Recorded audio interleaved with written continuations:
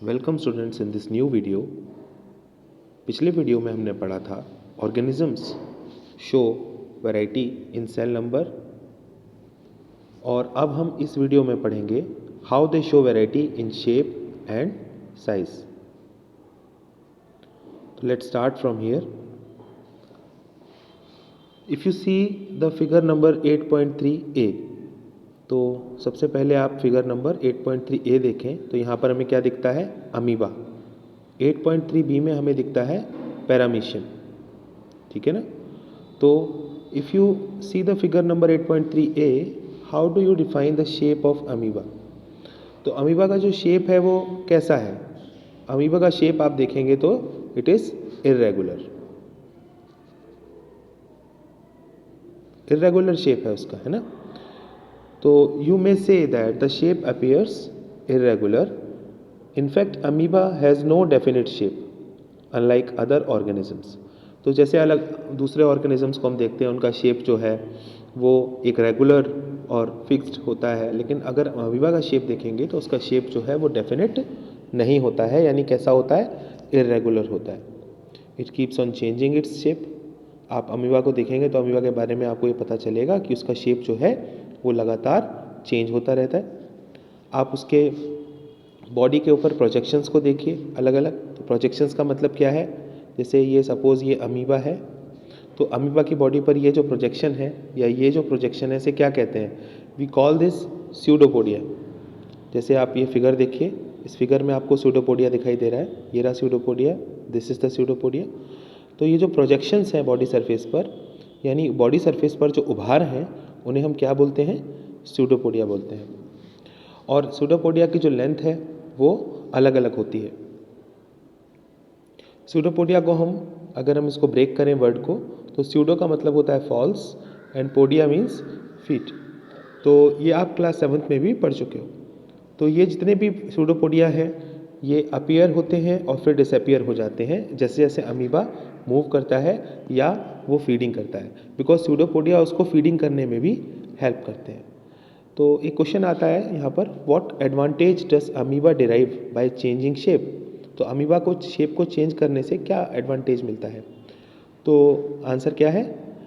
The change in the shape is due to the formation of pseudopodia which facilitates movement and help in capturing food.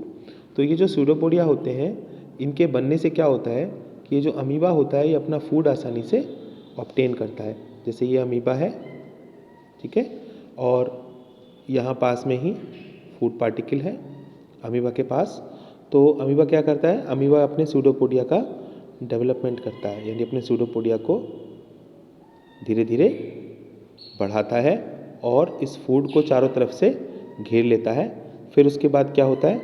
उसके बाद फिर ये food amoeba की body के अंदर आ जाता है, जैसा कि आप यहाँ पर देख रहे हो। धीरे धीरे क्या हुआ? ये अमीबा की बॉडी के अंदर आ गया और ये जो फूड है it comes inside a vacuole and that vacuole is called as food vacuole. यानी जो अमीबा की सेल मेम्ब्रेन थी उसका पार्ट अभी फूड के चारों तरफ है और ये कहलाता है फूड वैक्यूल। तो अब अंदर क्या होगा? इसका डाइजेशन होगा। Now this food is going to be digested. इस तरह से अमीबा फूड को लेता है। तो आपने देखा ये जो स्यूडोपोडिया होते हैं they help amoeba in capturing the food and also in it. Next हमारा एग्जाम्पल है white blood cell. A white blood cell in human beings is another example of a single cell which can change its shape. तो हमारा जो WBC होता है, मैं short में WBC बोलूँगा, वो भी अपना शेप चेंज कर सकता है। तो अब डिफरेंस क्या है WBC में और अमीबा में? WBC is a cell of a multi cellular organism. WBC एक ऐसा सेल है जो किसी एक मल्टी सेलुलर ऑर्गेनिज्म की बॉडी के अंदर होता है, लेकिन अमीबा अपने आप में एक पूरा का पूरा ऑर्गेनिज्म है जो कि यूनिसेलुलर है, विच इज यूनिसेलुलर। अमीबा एक सेल से बना हुआ ऑर्गेनिज्म है, इसलिए इसको यूनिसेलुलर कहते हैं। तो what shape would you expect in organisms with millions of cells? अब सोचिए ऐसे ऑर्गेनिजम्स हमारी धरती पर बहुत सारे हैं जिनके पास मिलियंस ऑफ सेल्स हैं। तो आप उनके बॉडी के अंदर कौन कौन से शेप्स देखेंगे सेल्स के। तो फिगर 8.4 ए, बी और सी में आपको अलग अलग सेल्स दिखाए गए हैं, जैसे कि ब्लड सेल्स, मसल सेल्स और नर्व सेल्स, जो कि ह्यूमन बींग्स के अंदर पाए जाते हैं। अब ह्यूमन बींग्स क्या है? मल्टी सेलुलर ऑर्गेनिज्म है, यानी हमारी बॉडी के अंदर बहुत सारे सेल्स होते हैं और कुछ सेल्स जो हैं वो आपको दिखाए गए हैं जिनके शेप्स डिफरेंट डिफरेंट हैं। सेल्स के शेप डिफरेंट होने से क्या होता है? The different shapes are related to their specific functions, यानी सेल का जो फंक्शन है उसके साथ उसका शेप एक रिलेशन रखता है, यानी जिस प्रकार का शेप होगा वो वैसे फंक्शन को करने में हेल्प करेगा। जनरली आप देखें तो सेल्स कैसे होते हैं? राउंड होते हैं, स्फेरिकल बॉडी होती है या इलोंगेटेड होते हैं। इस तरह से हमको सेल्स दिखाई देते हैं। Some cells are long and pointed at both ends. कुछ ऐसे सेल्स भी होते हैं जो लंबे होते हैं और दोनों तरफ से पॉइंटेड होते हैं। तो इनको हम क्या बोलते हैं? स्पिंडल शेप्ड सेल, जैसा कि आप 8.4 बी में देख रहे हो। अब यहाँ ध्यान से देखो, ये आपके सामने स्मूथ मसल सेल है, ठीक है, स्पिंडल शेप मसल सेल। तो ये इसको हम स्मूथ मसल भी बोलते हैं, स्मूथ मसल सेल आपके सामने है। इसका शेप देखो कैसा है? स्पिंडल शेप है। स्पिंडल होने का मतलब क्या होता है? सेंटर में थिक है और जो एंड्स हैं वो कैसे हैं? पॉइंटेड हैं। इसके अलावा आप आरबीसी को देखो, आरबीसी कैसा है? राउंड है, ठीक है ना। ये हमारा रेड ब्लड सेल है, ये राउंड है। और आप सी वाले डायग्राम में देखेंगे नर्व सेल, नर्व सेल कैसा है? नर्व सेल लॉन्ग है और पॉइंटेड एंड्स हैं, ठीक है ना, पॉइंटेड एंड्स हैं। और we can also see branching at one end, एक एंड पे आपको देखो यहाँ पे ब्रांचिंग भी दिखाई दे रही है। तो नर्व सेल का काम क्या है? वो इतना लॉन्ग है। सम ब्रांच्ड लाइक नर्व सेल और न्यूरॉन, इसको हम न्यूरॉन भी कहते हैं बेटा, ठीक है। तो इनका काम क्या होता है? They receive and transfer the messages, यानी बॉडी में अलग अलग पार्ट से मैसेज को रिसीव करते हैं और फिर ट्रांसफ़र करते हैं कहाँ? नेक्स्ट बॉडी पार्ट पर। तो इस तरह से हमारा जो नर्व सेल है काम करता है और इसका जो लॉन्ग होना है ये हमारे लिए हेल्पफुल है, बिकॉज एक पार्ट से दूसरे पार्ट के अंदर मैसेज को ट्रांसफ़र करने का काम ये करता है। तो nerve cells help in control and coordinate the working of different parts of body. तो ऐसे नर्व सेल्स हमारी पूरी बॉडी में फैले हुए हैं और हमारे अलग अलग बॉडी पार्ट्स को मिलकर काम करने में और कोऑर्डिनेशन बनाने में हेल्प करते हैं। तो क्या आप गैस कर सकते हैं which part of cell gives it shape? Cell को उसका कौन सा पार्ट शेप देता है? तो जो सेल मेम्ब्रेन है वो उसको शेप देती है, ठीक है ना। सेल मेम्ब्रेन उसको शेप देने का काम करती है। जितने भी सेल के कंपोनेंट्स हैं, जितने भी सेल के पार्ट्स हैं, वो एक मेम्ब्रेन के अंदर होते हैं, उसे बोलते हैं सेल मेम्ब्रेन। तो cell membrane provides shape to the cells of plants and animal cells. Cell wall is an additional covering over the cell membrane in plant cells. तो अगर आप प्लांट सेल्स को देखेंगे तो सपोज ये एक प्लांट सेल है, तो मैं एक सेल मेम्ब्रेन बना रहा हूँ। तो प्लांट सेल में क्या होगा? सेल मेम्ब्रेन के बाहर फिर आपको सेल वॉल भी नज़र आती है। तो प्लांट सेल में हमें सेल वॉल भी नज़र आएगी, बाहर है सेल वॉल और अंदर है सेल मेम्ब्रेन। जबकि एनिमल सेल में हमें क्या दिखता है? Only cell membrane. तो part of cell is responsible for providing shape? Answer is cell membrane. तो सेल वॉल का फंक्शन क्या हुआ फिर? अगर वो प्लांट सेल में है सेल मेम्ब्रेन के बाहर, it gives shape and rigidity to these cells, यानी प्लांट में जो सेल वॉल होती है वो उसे शेप देने का काम और रिजिडिटी यानी स्ट्रेंथ देने का काम करती है। बैक्टीरिया में भी सेल वॉल पाई जाती है।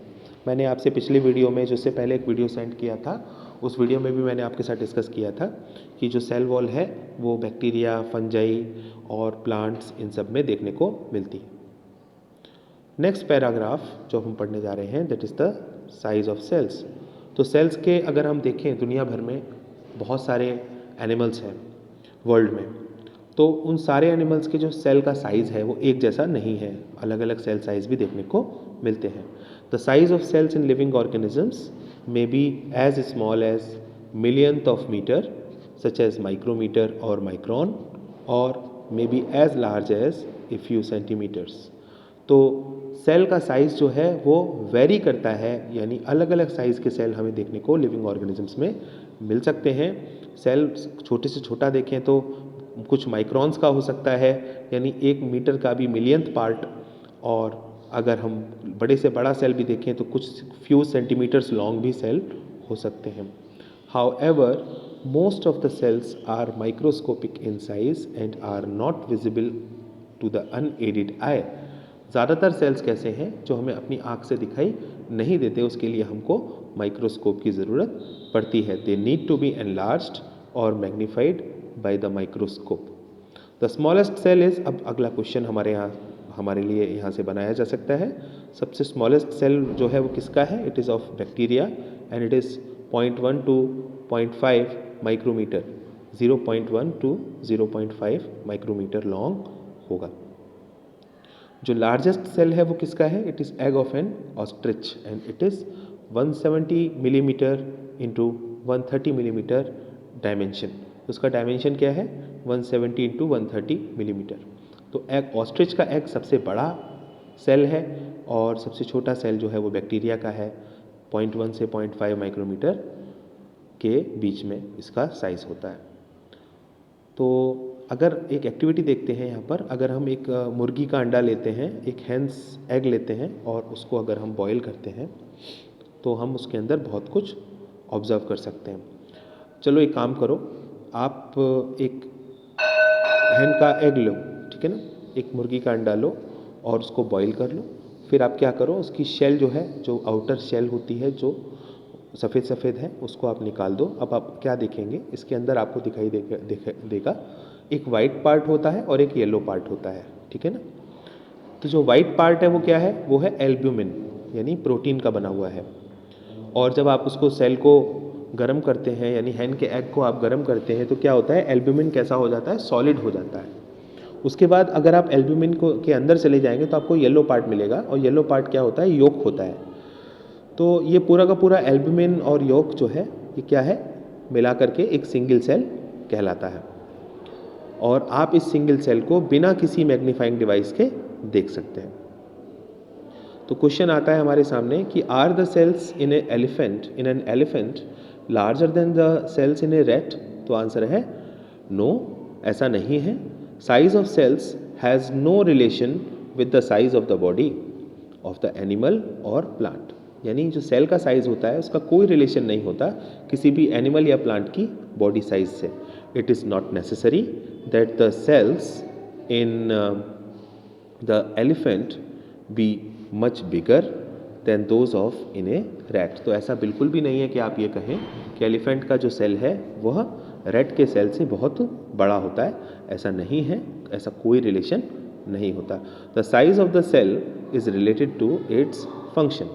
तो सेल का जो साइज़ होता है वो उसके फंक्शन से रिलेटेड होता है। जैसे कि नर्व सेल को अगर हम देखें तो चाहे एलिफेंट हो चाहे रैट हो, दोनों में हमको ये लॉन्ग मिलेंगे और ब्रांच्ड मिलेंगे। यानी नर्व सेल हमेशा लॉन्ग और ब्रांच्ड होते हैं। आरबीसी आप देखेंगे तो कैसे होते हैं? हमारे ह्यूमन बींग्स के अंदर राउंड होते हैं। मसल सेल्स कैसे होते हैं? जो स्मूथ मसल सेल्स हैं वो स्पिंडल शेप्ड होते हैं। तो सेल्स का जो शेप है और जो उनका साइज़ है वो उनके फंक्शन के साथ रिलेटेड है। तो बच्चों, इस वीडियो में इतना ही। अगले वीडियो में हम आगे वाला पार्ट पढ़ेंगे। Thank you for watching this video.